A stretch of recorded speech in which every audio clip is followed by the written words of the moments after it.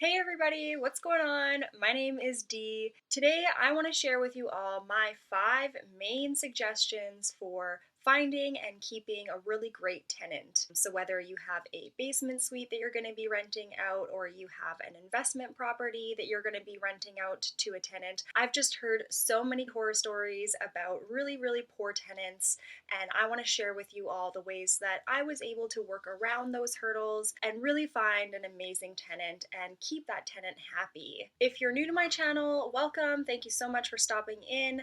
I like to share things about real estate investing, furniture flips, side hustles, DIY projects. So if you like any of that stuff, be sure to hit the subscribe button, hit the like button. That'll make me super happy. And without any further ado, let's get started.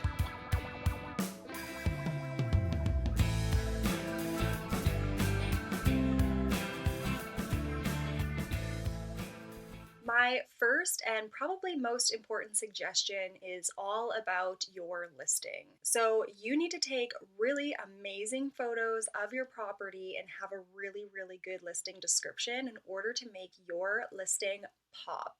This is the very first impression that your tenant is going to have on you as a homeowner, as well as you as their landlord. The photos that you should be taking for your rental property should be taken as if you were selling this home. So they should be staged, they should be free of clutter, they should be set in a way that it kind of walks the tenant through the property if they're clicking through the photos. Essentially, what you're going to want to do is go to wherever you're going to be listing your property for rent. So whether that is Facebook Marketplace or Kijiji, Castanet we have here, or Craigslist, whatever app you do decide to use, just go and look at the very top listing that you really like and the one that you think does a really good job of showing their property, and mirror that for your property. Don't recreate the wheel, just look at the best listing possible and copy that for your listing. Make sure that you're fully transparent in your listing, that you cover all of the need to knows. Important things that you're going to want to make sure are in your listing are what the rent is, what the address is for the property or the area if you don't want to show the specific address just yet, what the damage deposit is going to be, how long you want your rental term to be. So if you're expecting a 1-year lease or a 6 months lease, if you allow pets in the property, or if you're open to pets depending on the tenant. Maybe you meet the dog and you really love them and you're okay with them being in your property, or you don't want to mess with pets whatsoever. Thanks. This is your first engagement with your tenant. This is the first opportunity that you're going to have to establish a relationship with them. These are the foundational building blocks to having a successful relationship overall. It is your job to set the tone of professionalism that you present to your tenant and that you expect from them in return. And a lot of tenants really appreciate that. Number 2, creep them on social media. I'll creep them on Facebook before they even come to look at the property with me. Get on your laptop or your desktop computer, grab your favorite personal investigator hat, put it on, and search.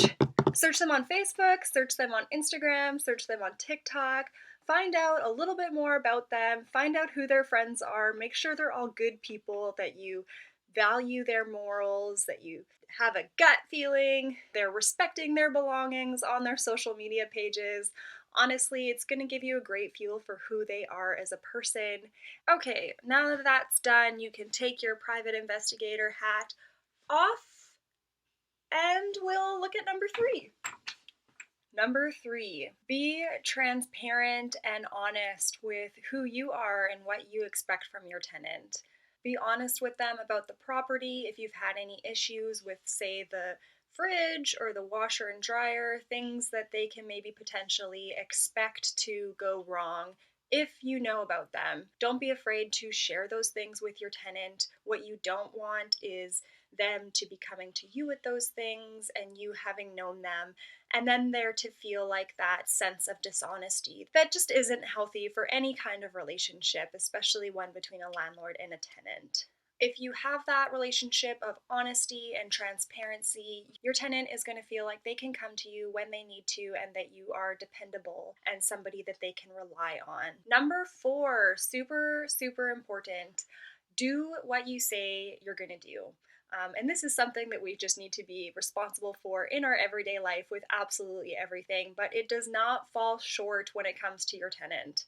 If you say that you're going to do something, again, this is helping to build that bond and that relationship, setting the tone for what you expect from your tenant in return. So if you say that you're going to do something, you need to step up and deliver to that. And number 5, one that I have found probably the most success with out of all of this, and that's to spoil my tenants. A little goes a long way in spoiling your tenants. When they initially move in, giving them maybe a bottle of wine or some cleaning supplies. If they have a pet, you could just leave maybe some pet treats for them. Recently, I have been going through a sale process and I have a tenant in the property that I'm selling. So I reached out to him and I got him a gift card just to say thank you for being so great through this whole sale process. He's really gone above and beyond for me and I appreciate that so much. So I frequently tell him that. I communicate to him that I appreciate how much he's done for me.